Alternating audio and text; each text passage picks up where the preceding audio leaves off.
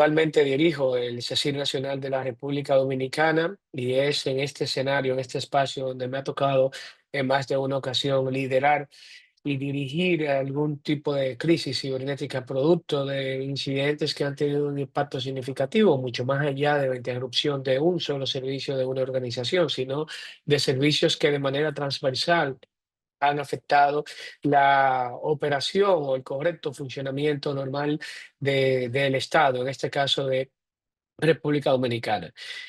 Hoy en día tengo participación en algunos foros internacionales relacionados tanto a respuesta a incidentes como de policy makers, elaboración de normas, estrategias, políticas y por supuesto, no puedo dejar de mencionarlo, siempre promuevo el Beer Diplomacy, esa relación informal de confianza que generamos entre cada uno de nosotros, profesionales de ciberseguridad, que son a esos contactos que nos van a apoyar al momento de que tengamos que liderar o tengamos que enfrentar alguna crisis cibernética, porque la realidad es que sí, en algún momento, no sabemos cuándo, pero sí vamos a tener que enfrentarla en algún momento. Para pasar en materia, primero, hablábamos ayer que ya ciberseguridad no es un aspecto únicamente técnico y hoy en día ha escalado hacia los tomadores de decisiones, reconociendo la importancia y la relevancia que tienen los, los asuntos de ciberseguridad, producto del reconocimiento del impacto que esto puede tener en el correcto funcionamiento de un Estado. Y aquí vemos algunos ejemplos de incidentes que han tenido impacto significativo. Uno de los más, vamos a decir, de mayor impacto, perdón, ya hace casi 2 años fuimos testigos en la región, fue el ciberataque a Costa Rica, donde no solamente se trató de un incidente de ciberseguridad, donde el impacto y la propagación de este incidente resultó ya en un asunto de seguridad nacional y en una inestabilidad para el correcto funcionamiento de los servicios gubernamentales, generando pérdidas millonarias en tanto en servicios esenciales que se ofrecían al Estado como recaudaciones que no se pudieron ejecutar en ese momento. Y es por esto que la ciberseguridad hoy en día es reconocida por parte de los estados como una política pública para que pueda emanarse desde el más alto nivel ejecutivo y tomadores de decisiones y pueda democratizarse teniendo acceso y permeando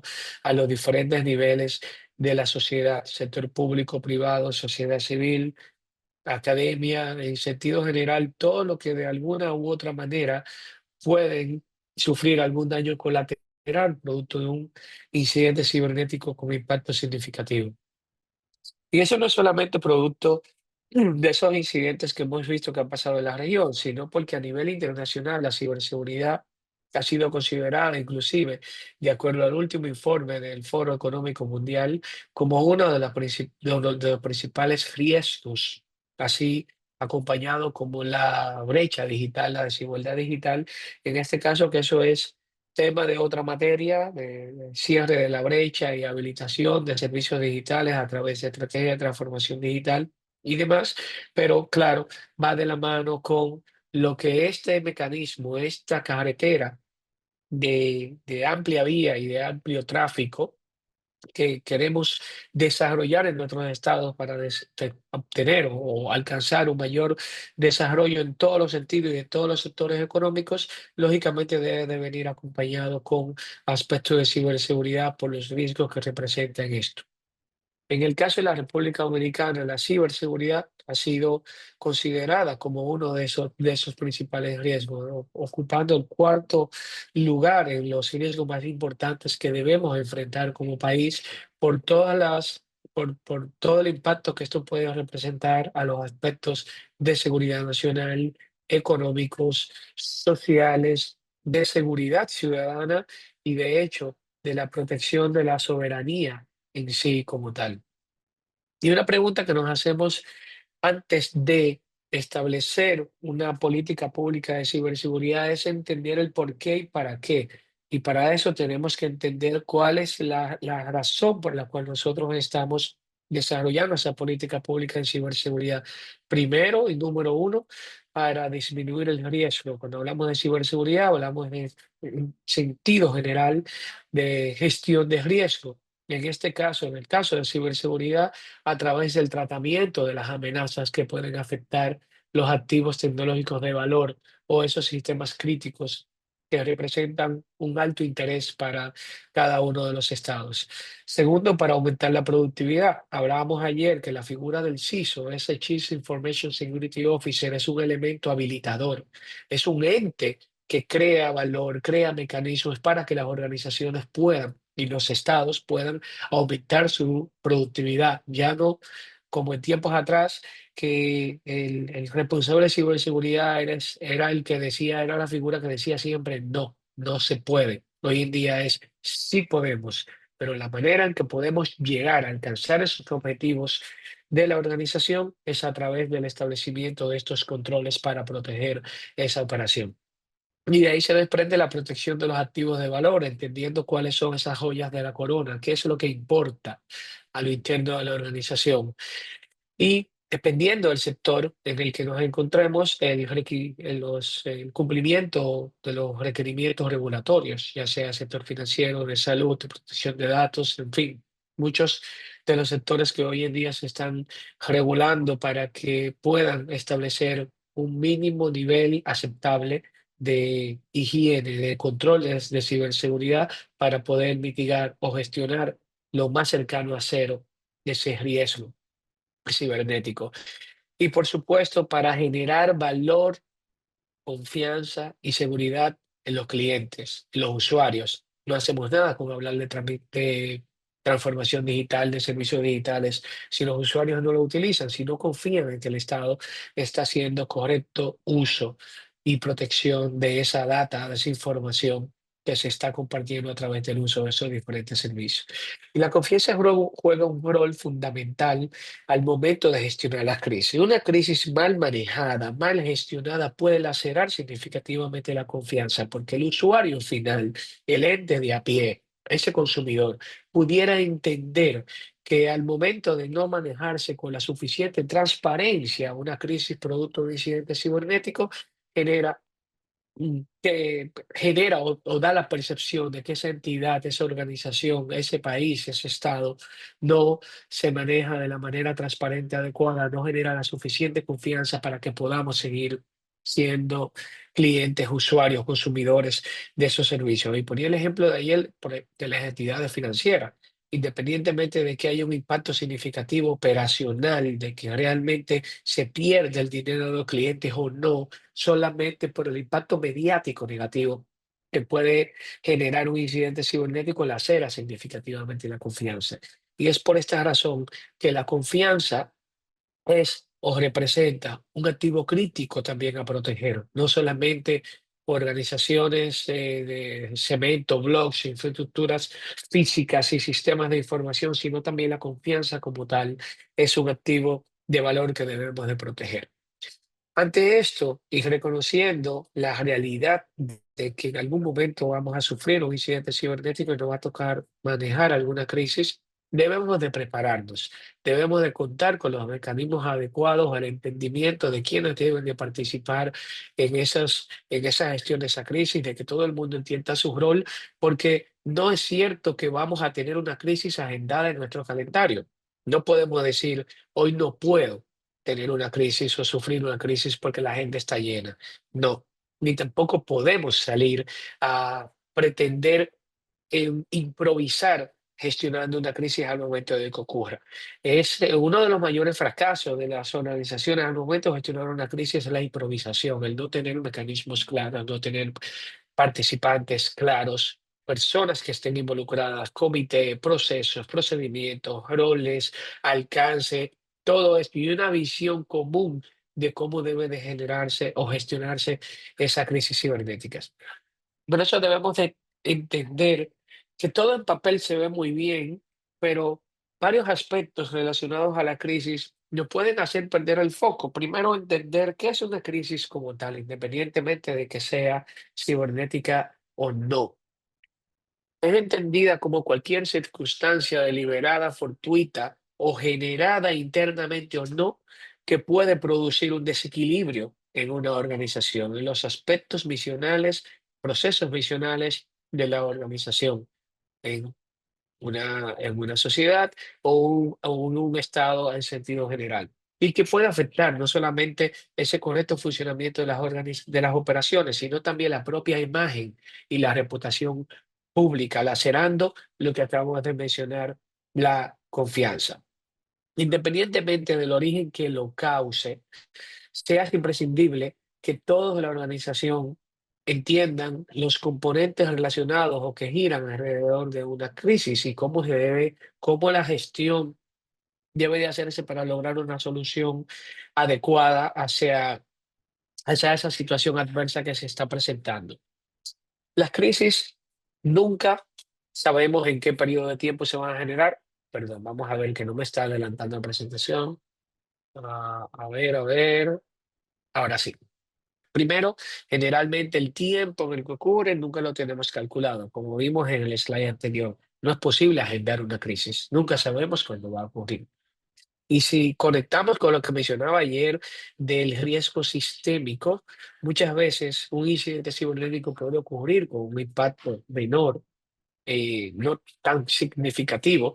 Sin embargo, a través de esa sistematización y ocurrencia de de otros incidentes y eventos que se vayan materializando a partir de ese primero, que probablemente no tenía un impacto significativo, podemos llegar a tener a una crisis de dimensión importante. Segundo, la cantidad de información que se puede tener acceso y cómo fluye a través de una crisis no es siempre de la manera más expedita, oportuna y con la calidad que quisiéramos.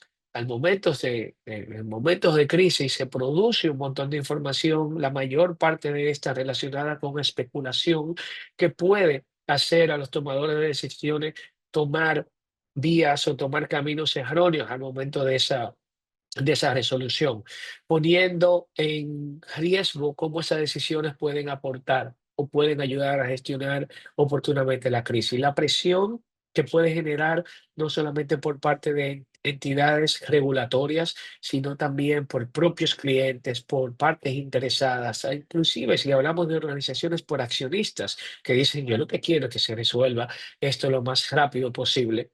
Y eso abre una cantidad de frentes, una serie de frentes a los que debemos hacer, ah, dar en la cara y debemos enfrentar e intentar lidiar que agregan una presión importante dentro de los tomadores de decisiones o estas personas que manejan las crisis. Cuando hablamos de crisis cibernética, debemos de recordar o entender que de acuerdo a la magnitud o el impacto, el término cyber debemos olvidar y debemos empezar a pensar en seguridad en sentido general. Un buen ejemplo de esto es el caso de Costa Rica. El inicio, la causa de ese incidente o de esa crisis fue cyber, fue un incidente cibernético. Sin embargo, las implicaciones que tuvo a nivel de país, ya nadie recordaba o nadie, vamos a decir, se empeña en hacer énfasis que es un asunto cibernético, sino que nos encargamos de mitigar el impacto que puede tener en sentido general en todos los sectores sociales, ya sea, como mencioné, económicos, productivos, de data, de exposición de información confidencial, de repercusiones regulatorias y más específicamente, o mucho más importante, en términos financieros, como fue dimensionada la pérdida en esa ocasión. Para poder entender la crisis como un todo, tenemos que entender o reconocer que la crisis no la podemos manejar solos, que la crisis no depende de la gestión de una sola persona. Y es importante mostrar esa transparencia y esos equipos o conformar esos equipos que nos van a ayudar a gestionar la crisis. Primero, lo podemos ver de diferentes perspectivas. Si lo vemos desde la perspectiva de matar la especulación, primero, sabemos que hay un evento adverso que puede tener impacto significativo y no queremos preocupar a nadie, pero el correcto camino no es decir todo está bien, sino aún todo esté cogiendo fuego, todo esté encendido y estemos todos cogiendo calor, como decimos en República Dominicana. Sí, la idea es no preocupar a nadie para evitar que se genere un estado de conmoción, pero sí ser transparente, reconociendo que estamos bajo una situación adversa y que estamos tomando las medidas adecuadas para mitigarlas.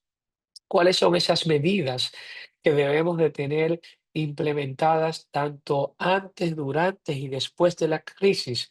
Primero, tener un liderazgo empoderado y con el control, que pueda llevar el control de la situación que se esté manejando. Aquí hablamos de empoderar o de involucrar a los tomadores de decisiones y a los representantes de alto nivel, que son los que nos van a permitir habilitar las puertas, los caminos para que las cosas, las propuestas de resolución que estamos planteando en los diferentes comités y los expertos, vamos a decir así, puedan abrirse. Segundo, contar con planes, protocolos estructurales, ya procedimientos hechos, desarrollados, elaborados, practicados, que puedan ser puestos en práctica al momento de que ocurra la crisis. Contar con esos comités ya debidamente configurados con quienes deben estar involucrados, identificar previamente quiénes participan en una crisis. Y a través de cada uno, en mi experiencia, cada vez, en cada crisis que nos ha tocado manejar, hemos identificado, óyeme, si falta alguien, aquí deberíamos tener a tal persona, deberíamos tener a tal sector, deberíamos tener a tal departamento, porque a través de cada uno de de esas actividades o de esa gestión que vamos realizando, vamos identificando cosas que pudiéramos haber hecho y que necesitan la representación de algún miembro o de algún sector o de actividad económica dentro de ese comité o de esa mesa de resolución. Cuarto, mantener un control permanente de la superficie de exposición. Y aquí hablamos inclusive de qué está diciéndose sobre esa crisis. Mantener un control de esa superficie de exposición mediática ayuda a poder identificar cuáles son las informaciones probablemente falsas que se estén generando, ayuda a identificar dónde se está generando especulación. Y la especulación, la única manera que tenemos para poder hacer frente a ella es con información real, confiable, transparente y desde una fuente oficial.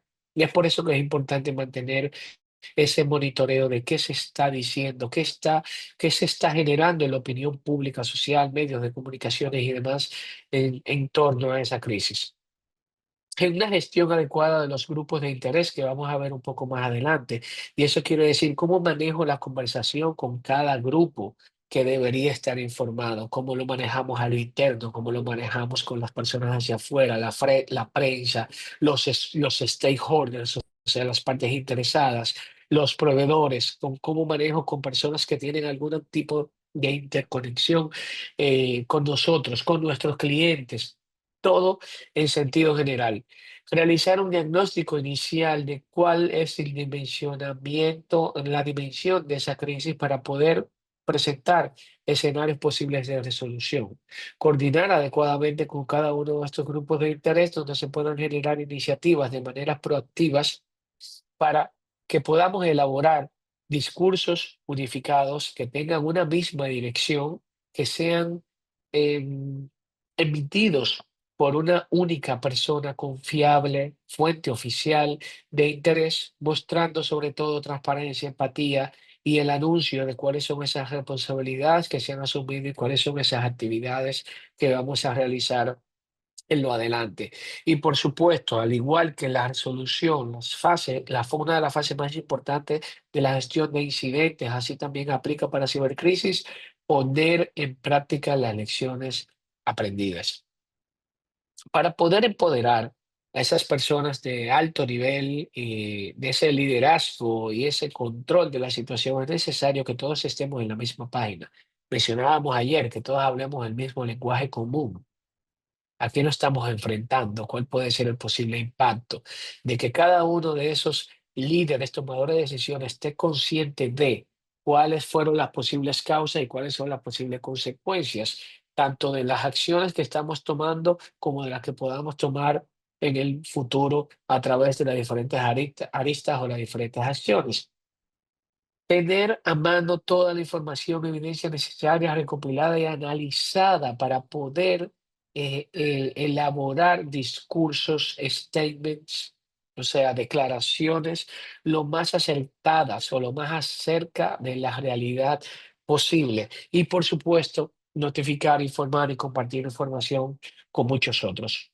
Parte de contar con este plan de gestión de crisis implica traer a bordo, como mencioné hace un momento, a todas las personas que tienen alguna participación en ello. Eso, eso, vamos a decir, como paso número uno, implica gestionar adecuadamente los grupos de interés. Cuando hablamos del grupo de interés interno, por ejemplo, hablamos de los colaboradores.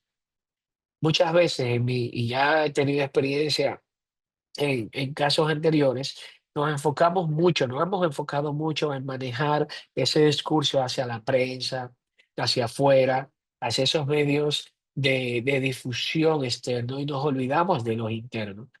Y un caso muy jocoso en el que tenemos, entendíamos que teníamos todo, que me ha tocado manejar, entendíamos todo que todo estaba cubierto porque ya teníamos discurso hacia la prensa, cuál iba a ser la persona, designamos quién iba a ser la persona que iba a hablar, el tomador de decisión oficial, por dónde iba la dirección en esto, pero nos olvidamos de comunicar adecuadamente hacia las diferentes unidades de negocio al interno. ¿Y qué pasó? Uno de esos colaboradores de nivel medio, recuerdo, si mal no recuerdo, era el área de recepción en ese momento de esa organización, y saliendo a la oficina se topó con un miembro de la prensa, con un reportero. Y ese reportero preguntó que qué estaba pasando y esta persona, basado en la poca información que tenía, solamente en la especulación, aún siendo un colaborador interno de la organización, emitió declaraciones muy distantes de la realidad y de la dimensión del incidente o de esa crisis que se estaba manejando en ese momento. Y por eso lo resalto. Muchas veces nos olvidamos de comunicar adecuadamente hacia lo interno, así como la conformación de los diferentes comités. ¿Quién debe de estar? Tomadores de decisiones, no solamente el área de tecnología y el CISO, sino también el sector, el responsable financiero, que es el que va a tener la disponibilidad de recursos, debe dimensionar cuál es la disponibilidad de recursos con la que debemos de contar para poder gestionar esa crisis. Manejar crisis no es barato, no representa poco dinero, se necesitan recursos para hacerlo, así como también las áreas de gestión humana, donde probablemente vamos a necesitar que se comunique a lo interno de la organización y sobre todo que se pueda contar con los recursos humanos adecuados para poder hacer gestión no solamente mediática, gestión ejecutiva o estratégica, sino también esa parte técnica.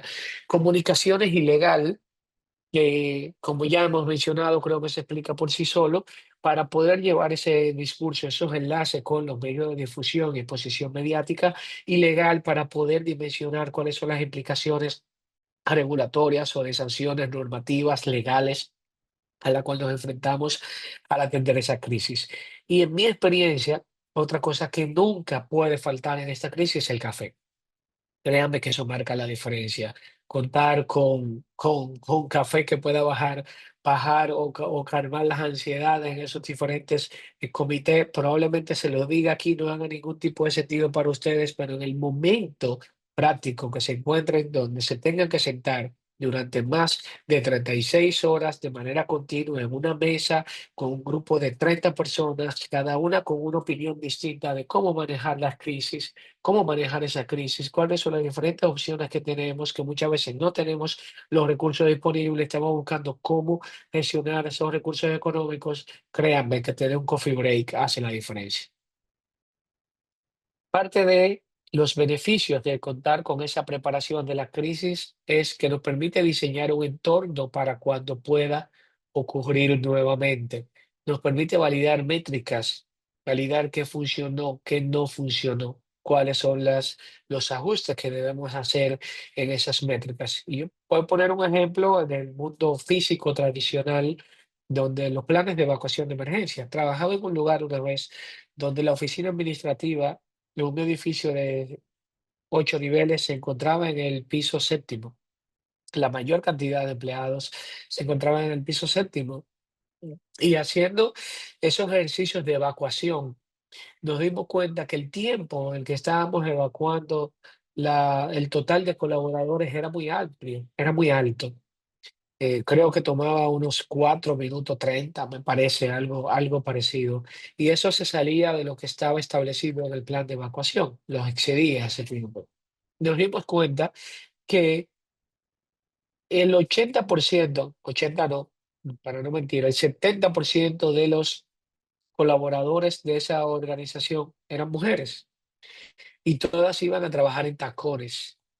Lógicamente, esos 8 niveles se debían de bajar sin usar los ascensores, sino usando las escaleras, como es correcto en los planes de evacuación de emergencia.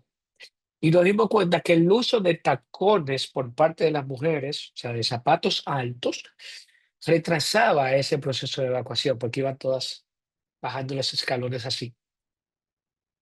Incluimos en esa política de evacuación, en ese procedimiento, que cada femenina debía tener en su escritorio, en su área de trabajo, unos zapatos cómodos, así como el chaleco naranja, el pito, el silbato y el casco debía de tener también unos zapatos cómodos para el momento de la evacuación. Y cuando repetimos ese plan, logramos bajar en más de 1 minuto 40 ese tiempo de evacuación hacia el primer nivel, o sea, de todo el edificio. Tener, poder contar con esas métricas adecuadas nos permite tomar las acciones, hacer los ajustes adecuados para el momento, para poder ir haciendo nuestro más eficiente ese procedimiento de gestión de crisis. Y por supuesto, hacer esto también genera confianza y fortalece la cooperación. Cuando ejecutamos planes de evacuación o de emergencia ante desastres naturales como huracanes, terremotos, que lo hacemos en toda la sociedad percibe que hay una organización, siente confianza de que los organismos pertinentes, los organismos responsables ante esos desastres naturales, están practicando, están simulando esas situaciones para poder ajustar. Y eso refleja o genera mayor tranquilidad y confianza en el público atendido, entendiendo que hay cierto nivel de preparación y eso fortalece la preparación entre la cooperación, perdón, entre las diferentes organizaciones que tienen algún tipo de de participación en esos eventos, generando intercambio no solamente de información, sino intercambio de mejores prácticas, de lecciones aprendidas, generando un impacto nacional y construyendo una comunidad resiliente donde todo el mundo tiene el mismo nivel de entendimiento, prácticamente construyendo un cerebro colectivo donde todos tenemos la misma orientación alineada al riesgo en sentido general. Em, Como parte de la respuesta a esta crisis, y lo veíamos en esa lámina inicial, es necesario realizar ese diagnóstico inicial. No podemos enfrentar lo que todavía no conocemos cuál es la magnitud de lo que está ocurriendo, o por lo menos lo más cerca de la realidad posible. Coordinar con todas estas partes interesadas, inclusive que haya café en esos comités, tomar las decisiones adecuadas en conjunto con todas esas partes interesadas y poder generar iniciativas y proactivas que ayuden a poder ejecutarse durante el incidente, durante la crisis. Durante esa crisis, hay algunas cosas que debemos de tomar en consideración para ejecutar. Primero, mantener la calma siempre. Segundo, seguir manteniendo la calma. Y tercero, siempre mantener la calma. Mantener un espacio sereno, una actitud orientada a la resolución, más que nada, teniendo el problema claro como enfoque, pero enfocándonos en la resolución o la posible resolución del problema nos ayuda a poder tomar mejores decisiones y no generar ciertos ambientes de estrés que a veces retrasan esa posible resolución de de la crisis. No complicarlo, tratar de identificar soluciones lo más simples, sencillas, adaptables posibles que puedan ser adaptadas o adoptadas por los diferentes ejecutores de cada uno de los roles. Y siempre, siempre tratar de pedir ayuda, siendo preciso en qué necesitamos. De los medios de comunicación necesitamos que expresen que todo está bien y que el gobierno está tomando las medidas del lugar para, para hacer frente a la crisis. Sí, eso es una información precisa, un requerimiento preciso, una solicitud de ayuda clara y precisa sobre lo que necesitamos que se haga de este cierto sector o ciertas partes interesadas. Y por supuesto, siempre mantener el café. No se olviden de verdad del café. Parte de la gestión de esa crisis incluye también anticipar cuáles son esas preguntas para no cometer errores o dar declaraciones que pudieran desencadenar o, o derivar en situaciones de conflictos, como hemos podido ver en algunos casos de ejemplo. Primero, algunas preguntas como qué tan seria es la amenaza, qué tanto daño causó, quién lo pudo haber hecho, ser sumamente cuidadosos en el momento en que acusamos o generamos una atribución hacia si eso está patrocinado, lo está ejecutando otro Estado, recordando que las atribuciones en materia de ataques cibernéticas no solamente pueden hacerse con información técnica, sino hay que poner contexto geopolítica, considerar los ataques de falsa bandera, considerar todo el contexto geopolítico y geoestratégico para poder realmente hacer esas atribuciones, porque ya lo hemos visto en algunos casos, una vez un país en Latinoamérica sufrió un incidente cibernético y a través de su Ministerio de Relaciones Exteriores acusó a otro Estado en estar detrás. Y eso generó una respuesta diplomática por parte de otro Estado, solicitando al Estado, ok, tú estás diciendo que yo estuve detrás de ese ataque, por favor, facilítame la evidencia, donde se evidencie que yo como Estado, como país, estoy o ejecutando o patrocinando un grupo para que genere este incidente, este ataque hacia tu territorio. Y hay que ser muy cuidadoso en ese sentido, no ser muy alegres cuando hablamos de que los ataques se están generando desde ciertas direcciones IP que pertenecen a otros estados, sabiendo que existe el uso de proxy, de VPNs, falsa bandera y demás. Muy importante tener o anticiparnos esas preguntas sobre qué estamos haciendo para detener esa situación, para calmarla, qué tan preparados estamos. Sí, siendo conscientes de que nos iba a pasar, pero que estamos, pero que ya nos pasó, pero estábamos lo suficientemente preparados para tomar las medidas de respuesta de manera muy rápida, contando con los recursos adecuados que permiten tomar estas rápidas respuestas. Contar con esos mensajes claves que se van a difundir a través de ese discurso unificado. Primero, teniendo identificado a quiénes vamos a dirigir esos mensajes, a quiénes vamos a dirigir esas comunicaciones, con qué periodicidad o qué frecuencia vamos a emitir ciertas declaraciones, cada vez que tengamos mayor información que nos vaya alineando con lo más cercano a la realidad. Inclusive los formatos, contar con los medios de comunicación a través de los cuales lo vamos a hacer. Hoy en día, a través de emergencias, se están utilizando tecnologías como brocas para enviar los mensajes a los diferentes dispositivos móviles, independientemente del proveedor de servicio telefónico con el que cuenten, así también como mensajería, chat de grupos de WhatsApp, canales a través de medios digitales, redes sociales. Todo esto es importante tenerlo ya preparado antes de que ocurra la crisis. Ese discurso unificado, eh, realizado por esa única autoridad, de ese vocero que se designó para hacerlo, debe de centrarse en diferentes aspectos. Primero, en no esconder en que la crisis, en que hubo un impacto. Sí debemos de reconocer que ocurrió, pero que lo estamos manejando y que estamos evaluando todavía el impacto potencial. Y podemos ir parte de esa frecuencia con la que vamos liberando información o notas de prensa, pueden ir incluyendo nuevas actualizaciones sobre cuáles pueden ir siendo los principales impactos. Hoy en día tenemos un impacto hasta donde vemos de este tipo, pero en un segundo comunicado podemos decir, bueno, los atacantes también tuvieron alcance a tal y tal servicio, afectando a X cantidad de personas, pero siempre reconociendo que estamos tomando las medidas correctivas y de respuesta para remediar esto.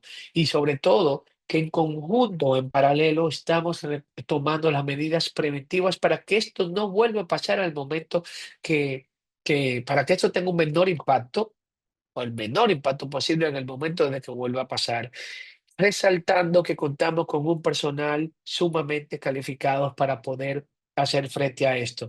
La transparencia, empatía y la asunción de responsabilidades genera confianza en las diferentes comunidades. A mí me gusta mucho este ejemplo de American Airlines que tomó al momento de que sufrió una brecha de datos hace unos 2 años, donde este corto mensaje producto de ese incidente que generó una brecha de datos de sus clientes, tiene todos los componentes claves que debemos de buscar.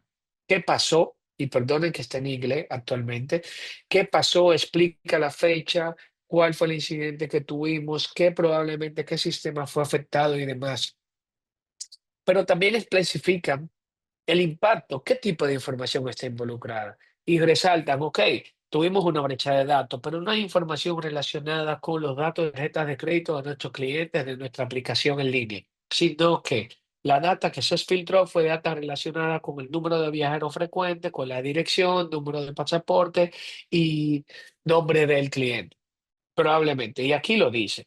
Aquí dice siguiente información relacionada con fecha de nacimiento, dirección, número de licencia de conducir. Sí, es data de información personal que lógicamente debemos de cumplir con ciertas regulaciones para protegerlas. Pero en términos de impacto, no es lo mismo que se filtra ese tipo de información personal a que se filtra información relacionada con data de tarjeta de crédito, con vides, con números de cada uno de esos medios de pago, con accesos, claves credenciales, por ejemplo, a PayPal o otros mecanismos de pago en línea.